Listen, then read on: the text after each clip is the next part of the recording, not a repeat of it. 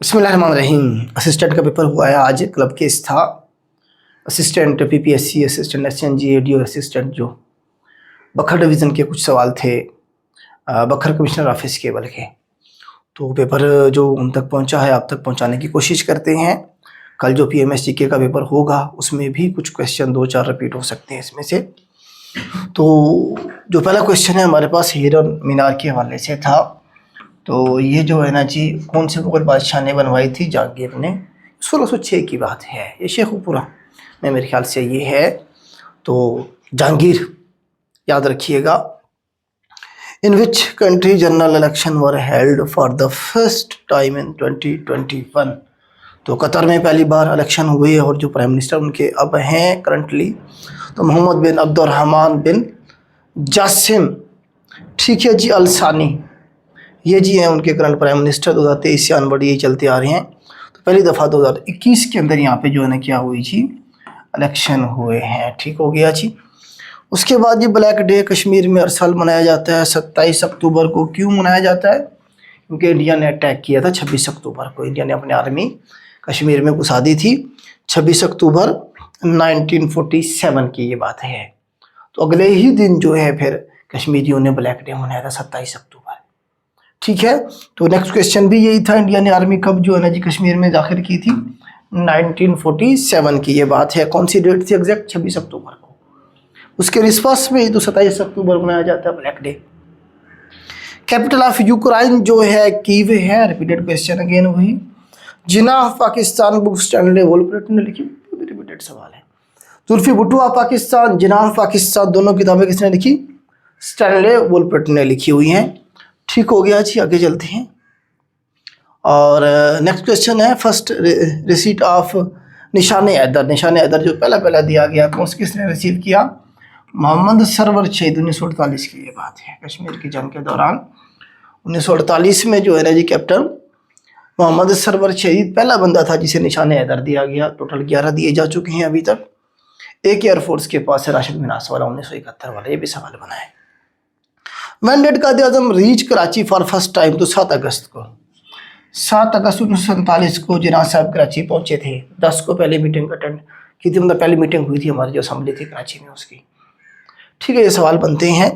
और 26 जुलाई को हमारी जो असेंबली थी उसका नोटिफिकेशन हुआ था, मतलब बन गई थी, आप इस तरह से कह सकते हैं, 69 मेंबर के साथ। First round table conference date जो है वो नवंबर 12/1930 सवाल मेरे ख्याल से ऐसा नवंबर, अक्टूबर, दिसंबर इस तरह से ऑप्शन थे।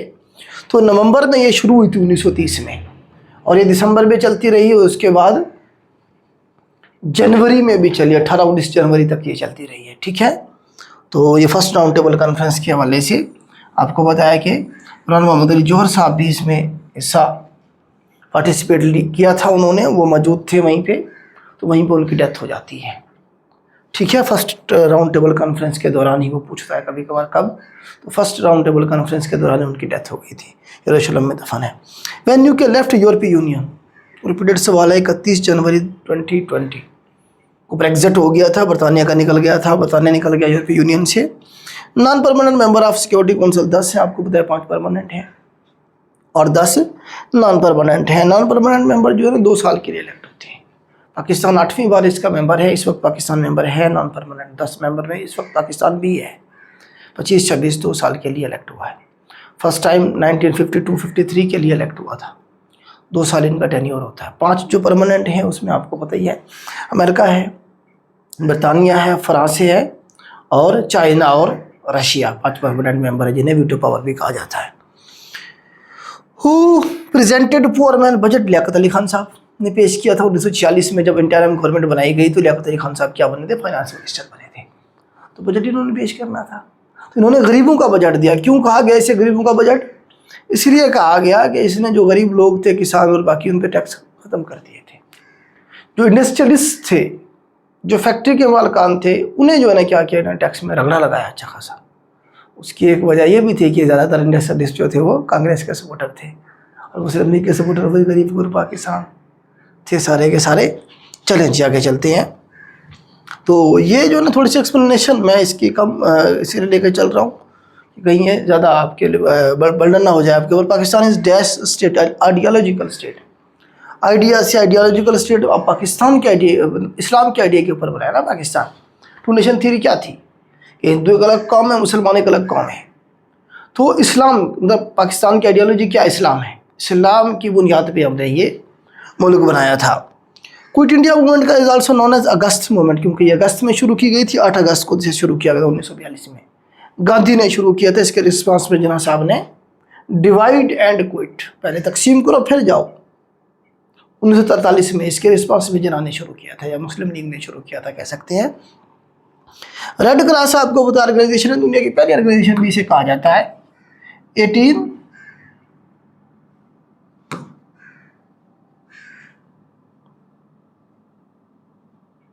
ये है हमारा रेड क्रॉस।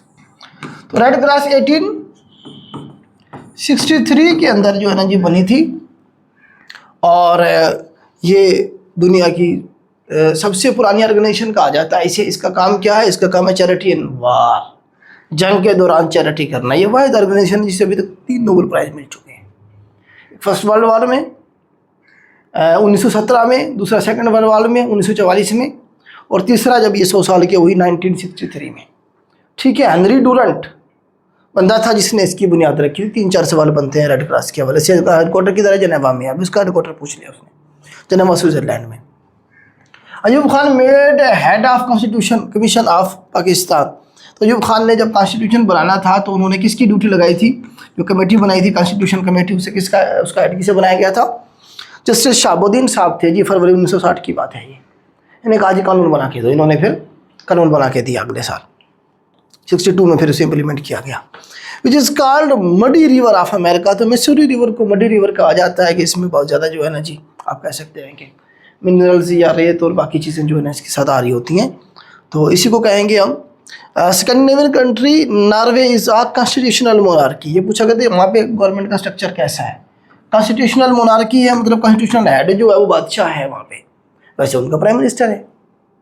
ठीक है, मतलब आप कहेंगे कॉन्स्टिट्यूशनल मोनार्की है, मतलब बादशाह भी है, और मतलब जो उनका हेड है, हेड ऑफ द स्टेट जो होगा, कॉन्स्टिट्यूशनल हेड जो होगा मुल्क का, वो कौन सा बादशाह होगा, मोनार्क बादशाह को कहेंगे। स्कैंडिनेविया में कौन कौन से मुल्क आते हैं आपको बताया, नॉर्वे है, स्वीडन है और फिनलैंड है, ये 3 आते हैं। पेनिनसुला की बात करते हैं। स्कैंडिनेवियन कंट्रीज़ में फिर हम डेनमार्क को भी ले लेते हैं और आइसलैंड को भी लेते हैं। ज़्यादा आजकल वो इशू चल रहा है ग्रीनलैंड का, डेनमार्क का हिस्सा है ना ग्रीनलैंड, ट्रम्प जिसे अडॉप्ट करना चाहता है। नॉर्डिक कंट्रीज़ भी कह देते हैं इसे, नॉर्वे को, स्वीडन को, फिनलैंड को भी मिला के नॉर्डिक कंट्रीज़ कह देते हैं। नेक्स्ट कंट्री क्वेश्चन जी, Pakistan is a dash state, ये तो हो गया है। हागिया सूफिया मस्जिद के बारे में पूछा गया था जी, ये कौन से मुल्क में, कौन से सिटी में है, इस्तांबुल में है, इस्तांबुल। अच्छा, ये हागिया सूफिया मस्जिद ना इंपॉर्टेंट है, 5-6 सवाल बनते हैं इसके। हो सकता है कि मैं इसीलिए एक्सप्लेन कर रहा हूँ थोड़ा सा, हो सकता है कल के पेपर में इसी के सवाल यही हो, वो पूछे जी हाँ जी ये कब बनाई गई थी। तो रोमन अम्पायर के दौर में ये बनाई गई थी 537 AD के अंदर। ये बेसिकली उनकी क्या था, कि चर्च था, क्रिश्चियंस ने बनाया था। रोमन अम्पायर क्रिश्चियन था। ठीक है, नबी पाक सल्लल्लाहु अलैहि वसल्लम की बर्थ से ही पहले की बात है। ठीक है, कहाँ पे, इस्तांबुल। इस्तांबुल का पुराना नाम कुस्तुनतुनिया था, कुस्तुनतुनिया में इसे बनाया गया था। ठीक है, लेकिन बाद में जब इसे मुसलमानों ने, तुर्कों ने इसे फतह किया, तो सुल्तान मोहम्मद फातेह, तुर्क बादशाह, सल्तनत उस्मानिया का बादशाह गुजरा है, उसने क्या किया, जब इसे फतह किया इस्तांबुल को, कुस्तुनतुनिया को, तो उसने इसे मस्जिद में कन्वर्ट कर दिया 1453 में। 1453 में इसे मस्जिद में कन्वर्ट कर दिया गया। फिर जब तुर्कों की हुकूमत ख़त्म हुई, सल्तनत उस्मानिया टूट गई, टुकड़े टुकड़े हो गए, फिर थोड़ा बहुत जो तुर्की बचा वो किसके पास चला गया, मुस्तफ़ा कमाल अतातुर्क के पास। सेकुलर आदमी था, उसने क्या किया, दोबारा से इसे कन्वर्ट कर दिया किसी में, म्यूजियम में। 1934 में उसने इसे क्या कर दिया, म्यूजियम में कन्वर्ट कर दिया मुस्तफ़ा कमाल अतातुर्क ने। अब ये जो अर्दवान साहब बैठे हुए, इन्होंने 2020 के अंदर दोबारा उसे मस्जिद में कन्वर्ट कर दिया है। ये सारे सवाल पूछे गए हैं जो मैं आपको बता रहा हूँ। मस्जिद बहुत खूबसूरत है। हर largest Muslim country by area जो है, ऑलरेडी मैं पता नहीं कितनी बार बता चुका हूँ, कजाकिस्तान है। ठीक है, दुनिया का सबसे बड़ा लैंड लॉक कंट्री भी कजाकिस्तान है। लैंड लॉक कंट्री ऐसा मुल्क होता है जिसे कोई समंदर नहीं लगता, वो भी कजाकिस्तान। और सबसे बड़ा मुसलमान कंट्री भी कजाकिस्तान, जबकि पॉपुलेशन के हिसाब से सबसे बड़ा मुसलमान मुल्क जो है वो इंडोनेशिया है। हो सकता है कल वो ये सवाल पूछ ले, इस तरह मिलते जुलते सवाल बनाएगा। ठीक है, हो सकते हैं, पॉसिबल है। Which country is without sea port, तो कौन सा मुल्क सी पोर्ट के बगैर है? तो जिससे समंदर नहीं लगता उसका वो सी पोर्ट भी नहीं होगी, उसके पास समुद्री हदूद। वो मुल्क जो लैंड लॉक्ड है उनकी समुद्री हदूद भी नहीं होगी। जब समंदर लगेगा ही नहीं तो समंदर के ऊपर सी पोर्ट कैसे बनाई जाएगी? ठीक है। तो ताजिकिस्तान लैंड लॉक कंट्री है, हमारे ऊपर है, अफगानिस्तान के भी ऊपर है ये, तो वखान कॉरिडोर से ऊपर, तो इसका कोई मतलब है कि सी पोर्ट नहीं होगी। मालदीव की भी है, बाकी जो कंट्री बताए थे उन्होंने, इसराइल था और जॉर्डन था मेरे ख्याल से, उनके भी समंदर लगता है तो सी पोर्ट है उनकी। आगे चलते हैं जी।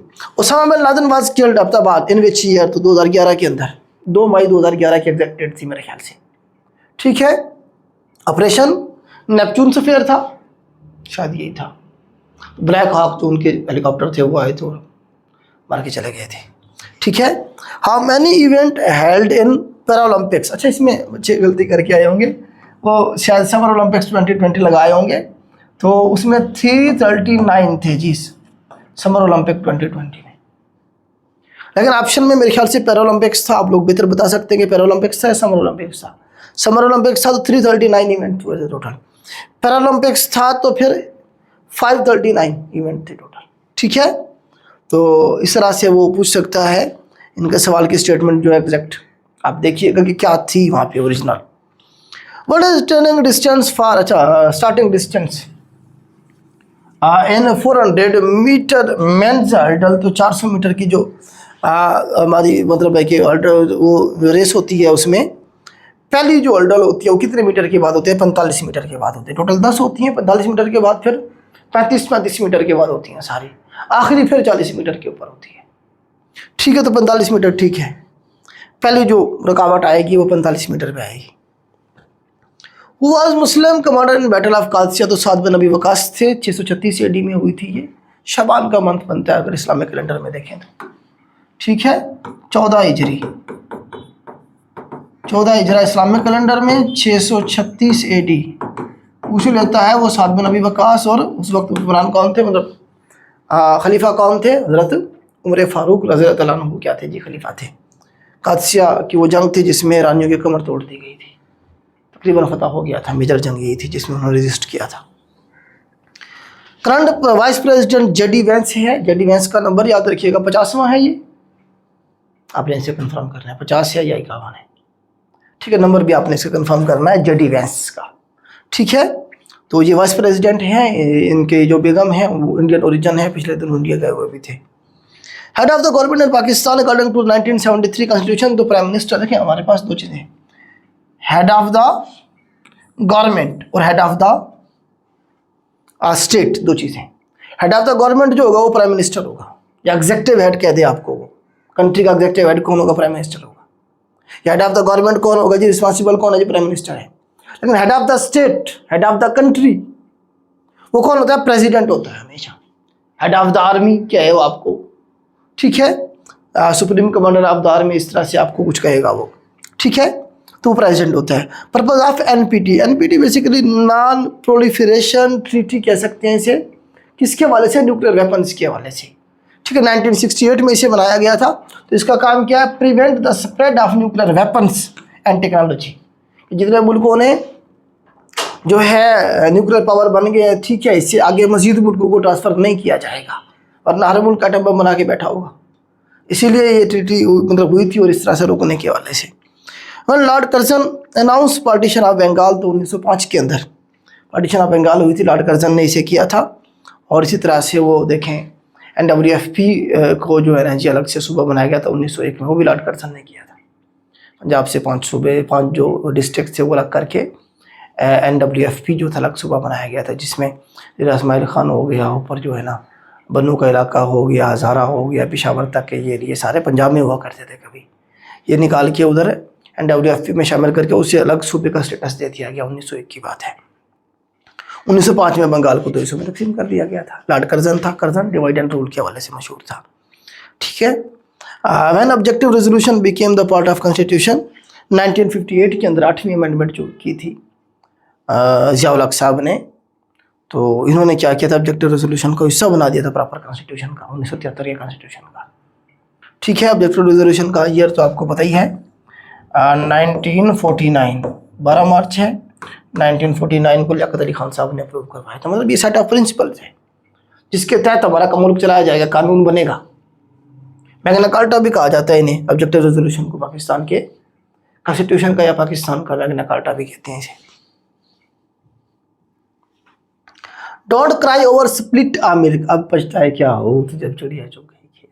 अगर आप नहीं पढ़ेंगे अब 2-3-4 साल बाद आपके ऊपर फिर ये सेंटेंस फिट आएगा। जब आप ओवर एज हो चुके होंगे तो अभी पढ़ें और सीट निकालें ताकि ये सेंटेंस आपके ऊपर फिट ना आए। Which country passed legislation to asylum for medical treatment के लिए? ऑस्ट्रेलिया ने किया था 2019 में ये कि जी जैसे मेडिकल ट्रीटमेंट लेनी है वो हमारे पास असाइलम ले सकते हैं। असाइलम का मतलब होता है इस मुल्क में जाकर छुपना, जाके रहना, ठीक है, किसी भी रीज़न से। आगे हमारे पास क्या है जी, Sagrada Familia Roman Catholic church is located in which city? तो बार्सिलोना, बार्सिलोना आपको स्पेन का एक सिटी है बार्सिलोना, ठीक है। बार्सिलोना फुटबॉल के हवाले से भी मशहूर है। सिंस 1882 में ये बनाया गया था। कैथोलिक चर्च है बेसिकली, यार रोमन कैथोलिक चर्च है, ठीक है। बाबा फरीद गंज शकर साहब के बारे में पूछा गया, कौन से सिलसिला से इनका ताल्लुक है? चिश्तिया सिलसिला से। इनके 2-3 सवाल बनते हैं चिश्तिया सिलसिला के हवाले से कि फाउंडर ऑफ चिश्तिया सिलसिला इन हिंदुस्तान, सब कॉन्टिनेंट में चिश्तिया सिलसिला की बुनियाद किसने रखी? तो हमारे पास कुतुब, इसमें हमारे पास आ जाएगा जी, इसमें जो अजमेर शरीफ वाले हैं हमारे पास आ जाएंगे, उनका पूरा नाम बनेगा अजमेरी जो हैं मोइनुद्दीन, ख्वाजा मोइनुद्दीन चिश्ती रहमतुल्लाह अलैह, MQFNA।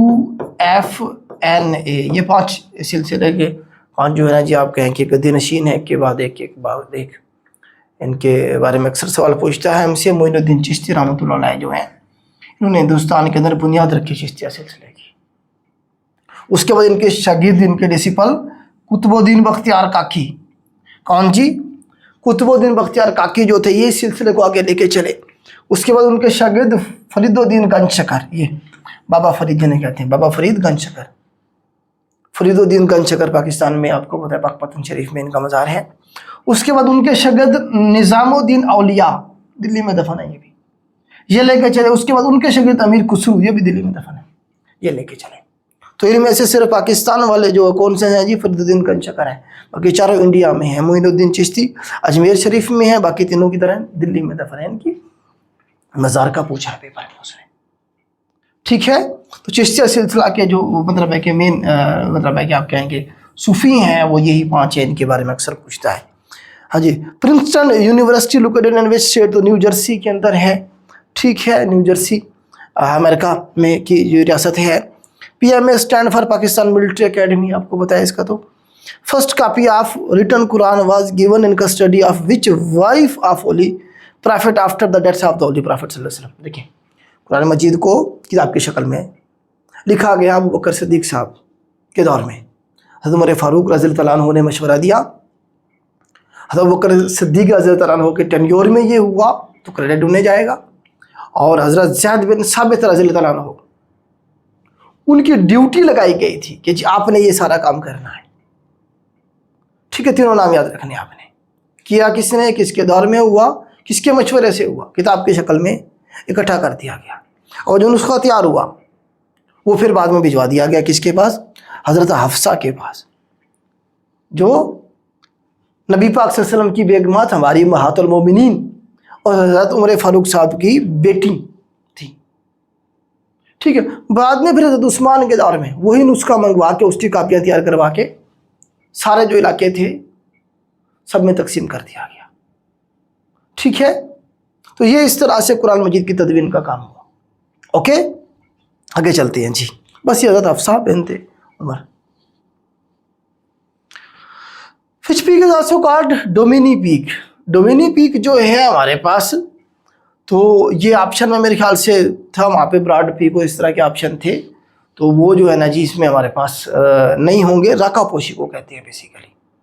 डोमिनी का मतलब क्या है जी? मदर ऑफ द क्लाउड्स कहेंगे इसे। राकापोशी का दूसरा नाम है डोमिनी पीक, ठीक है। ये नया सवाल था, नया नाम उसने इसमें डाला है। वो is founder of national anthem. Hafeez Jalandhari साहब, आपको पता है उसने पाकिस्तान का जो कौमी तराना है वो लिखा था। यहाँ से सवाल बना था, जो 723 जो थे कौमी तराने आए थे जिसमें से एक सिलेक्ट किया गया था हफीज जलंधरी वाला। अच्छा, कब इसे हमने अडॉप्ट किया, मतलब कब पहली दफा बजाया गया रेडियो पाकिस्तान पे? 13 अगस्त 1953 को पहली दफा पाकिस्तान रेडियो के ऊपर इसे बजाया गया।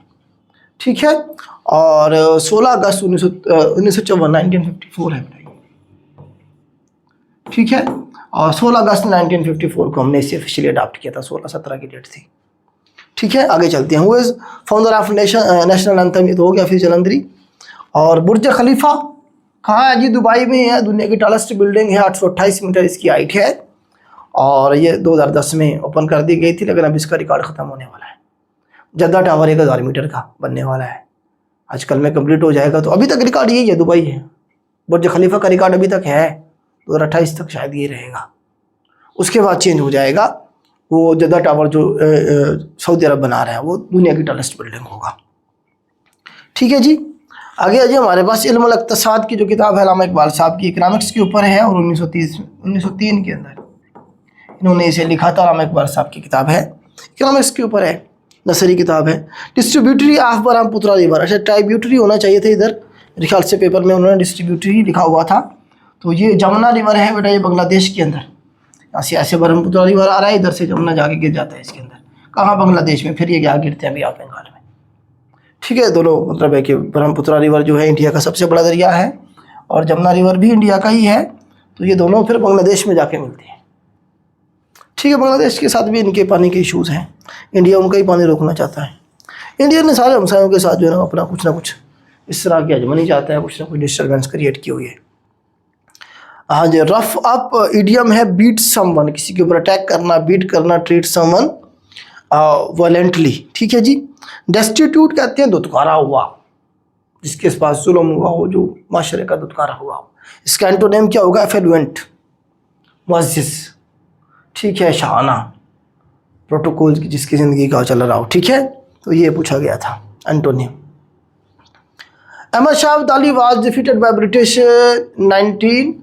1748 के अंदर, during which reign Ahmad Shah. अच्छा, इसमें जो है ना जी, अगर सवाल था किसके दौर में हुआ, ठीक है, तो अहमद शाह ठीक नहीं है इसका आंसर। फिर तो बादशाह का अगर पूछ रहा था, फिर मोहम्मद शाह आएगा। मोहम्मद शाह का भी बच्चे बता रहे थे कि ऑप्शन था मोहम्मद शाह। तो मोहम्मद शाह के दौर में जो है ना जी, इसे शिकस्त हुई थी 1948 के अंदर। ठीक है, लेकिन मतलब हुकूमत उसी की थी मोहम्मद शाह की, लेकिन उसका बेटा अहमद शाह बहादुर ये मैदान जंग में लीड कर रहा था। मैदान जंग में लीड कौन कर रहा है? अहमद शाह बहादुर, जो कि बेटा है किसका? मोहम्मद शाह का, शहजादा था समझे ये। तो मैदान में ये लड़ रहा था, शिकस्त इसने दी, लेकिन किसके दौर में हुई? उस वक्त बादशाह कौन था? तो मोहम्मद शाह था। अब पेपर में बादशाह का पूछा गया है, ब्रिटिश दौर में नहीं हुआ ये, ब्रिटिश ने आप कह सकते हैं 1948 में जो है ना जी, अहमद शाह अब्दाली ने हमला किया था, तो मोहम्मद शाह की तरफ से इसे हुकूमत उसी की थी। ठीक है, अच्छा, कुछ दिन के बाद ये मर भी गया था। फिर आगे चलते हैं जी। हाइपर लिंक का जो बाय डिफ़ॉल्ट कलर होता है ब्लू होता है, अपनी मर्जी से आप कोई भी चेंज कर सकते हैं, लेकिन ब्लू होता है। उसने कहा है how many classic state of matter, तो 4 स्टेट होती हैं हमारे पास, लिक्विड है, सॉलिड है, और गैस है, और तीसरा हमारे पास, चौथा हमारे पास प्लाज्मा है। 4 स्टेट है हमारे पास मैटर की। Important advice given by Hazrat Salma eight which big event, तो ट्रीटी ऑफ हुदैबिया। ठीक है, अगर ऑप्शन में था तो असल में ना हुदैबिया के टाइम में आपको थोड़ा सा इवेंट बताता हूँ। अब वो मुसलमानों को उम्रा करने नहीं दिया गया, जाने नहीं दिया गया, शर्तें इतनी सख्त रखी गई। अब मुसलमान वहाँ से तैयारी करके आए थे उम्रा करने के लिए सारे। ठीक है, अब इन्हें बाहर रोक दिया गया, वहीं बाहर मुआहदे के अंदर भी ये लिखा गया कि इस साल मुआहदा नहीं, आप उम्रा नहीं कर सकते, तवाफ़ नहीं कर सकते, अगले साल आएंगे आप तवाफ़ करने के लिए। नबी पाक सल्लल्लाहु अलैहि वसल्लम ने मान ली उनकी शर्तें सारी। अब सहाबा किराम परेशान थे, वे किस मुँह से वापस जाए जी बगैर उम्रा करे आ गए, सारे के सारे परेशान थे। तो फिर हजरत जो है सलमा ये साथ थी, ये मतलब जब आप जा रहे थे सुलह हुदैबिया के लिए, मतलब उम्रे के लिए 6 हिजरी में, जहाँ पे सुलह हुदैबिया होगा, उस वक्त ये साथ थी। मतलब कौन सी बेगम साथ थी आपके साथ, ये सवाल भी बना था, सलमा साथ थी। तो सलमान ने नबी पाक सल्लल्लाहु अलैहि वसल्लम को मशवरा दिया कि आप एहराम खोल दें और अपने जो जानवर आप लेके आए उन्हें ज़बह कर दें। आपने अपना एहराम खोल दिया और जानवर ज़बह कर दिए जो जानवर थे। तो देखा बाकी में जो सहाबाए कराम थे उन्होंने भी अपने एहराम खोल दिए और अपने जानवर ज़बह कर दिए। ठीक है, बाद में फिर वही के ज़रिए बताया गया नबी पाक सल्लल्लाहु अलैहि वसल्लम को, ये आपका ये उम्रा कबूल हो गया है। तो नबी पाक सल्लल्लाहु अलैहि वसल्लम ने 4 जो उम्रे किए ज़िंदगी में अपनी में, एक हज किया, उसमें ये वाला उम्रा भी काउंट है 6 हिजरी का, फिर एक 7 का, फिर एक 8 का, 9 को तो आप गए नहीं थे, फिर एक 10 का। ठीक है, तो ये हज़रत सलमा ने आपको मशवरा दिया था। ठीक है जी। Hazrat Usman made first navy and which sea, तो मेडिटेरियन सी इसका आंसर ठीक है, क्योंकि ये जो है ना शाम के गवर्नर थे। हज़रत जो अमीर माविया साहब थे ना जी, वो शाम के गवर्नर थे, शाम के मामला देखते, शाम के साथ समंदर लगता है मेडिटेरियन सी, तो वहाँ से रोमन अम्पायर वाले हमला करते थे, उनके पास जहाज सारी चीज़ें थी। तो इन्होंने पहली दफ़ा क्या किया जी, इजाज़त मांगी हज़रत उस्मान गनी साहब से कि जी आप मुझे इजाज़त दे दो, मैं भी अपनी नेवी बनाऊँ। फिर इन्होंने बहरी बेड़ा, तारीख का जो इस्लामी तारीख का पहला बहरी बेड़ा है वो हज़रत अमीर माविया साहब ने बनाया। किसके दौर था उस वक्त? हज़रत उस्मान गनी रज़ियल्लाहु अन्हु का दौर था। फिर वो बहरी बेड़ा बना के एक नेवी बनाई गई प्रॉपर, और उसके बाद साइप्रस के ऊपर, किब्रस के ऊपर हमला हुआ। ये भी सवाल बनता है, किब्रस के ऊपर कब हमला किया गया? जजीरा वो तो समंदर के अंदर, अगर नेवी ना होती तो हम जा ही नहीं सकते थे वहाँ तक। तो वहाँ तक जो थे मुसलमान फिर मार करते थे, और किब्रस की फतह मशहूर है 28 हिजरी में। ठीक है, तो ये ठीक है, मेडिटेरियन सी के अंदर ये कार्रवाई करनी होती थी हमें। What is unique characteristics of हदीस कुदसी देन अदर प्रॉफिट हदीस? अच्छा देखें, इसमें भी बच्चे कुछ मिस्टेक करके आए होंगे। एक मिनट में थोड़ा सा इसे और ऊपर कर दूँ। देखें जी, हदीस कुदसी जो होती है ना, देखिए एक तो कुरान मजीद है ना, अल्लाह ताला के अहकाम अल्फाज भी अल्लाह ताला के एग्जैक्टली वही वर्डिंग है जो अल्लाह पाक कहना चाह रहे हैं। वो कुरान मजीद है, कलाम पाक है, हदीस नहीं है वो। अब हदीस कुदसी होती है अल्लाह ताला की तरफ से, मतलब अल्लाह ताला के जो अहकामात होते हैं जो कुरान मजीद में बयान नहीं हुए, वो हदीस कुदसी की शक्ल में हमारे पास मौजूद हैं। लेकिन अल्फाज किसके होते हैं? नबी पाक सल्लल्लाहु अलैहि वसल्लम के खुद के होते हैं। बात वही होती है, मतलब मीनिंग और जो थीम होता है वही अल्लाह पाक का होता है सारा, लेकिन अल्फाज वर्ड्स किसके होंगे? नबी पाक सल्लल्लाहु अलैहि वसल्लम के होंगे। अब इसमें से देखिए कौन सा ऑप्शन था, आप लोग देख लीजिएगा, मैं इसका मकसद में, meaning and content originate from God, मतलब और कंटेंट किसके होंगे? अल्लाह ताला के होंगे। But the wording is from the profit on language, नबी पाक सल्लल्लाहु अलैहि वसल्लम अपने अल्फाज में उसे बताएंगे, उसे क्या कहेंगे? हम हदीस कुदसी कहेंगे। ये वाला ऑप्शन जो था वो ठीक होगा। 50 सवाल बेटा अभी हम आपको एक्सप्लेन कर रहे हैं, बाकी 50 भी इंशाल्लाह आपके साथ शेयर करेंगे। जो सवाल आपके पास हों हमें आप शेयर करेंगे, हम उसे पूरा करके आप तक पहुंचा देंगे शाम तक इंशाल्लाह। पूरा पेपर मिलेगा इंशाल्लाह, अपनी मार्किंग कर सकते हैं। तो ये बेटा पेपर था, आज के लिए इतना ही। अल्लाह हाफ़िज़।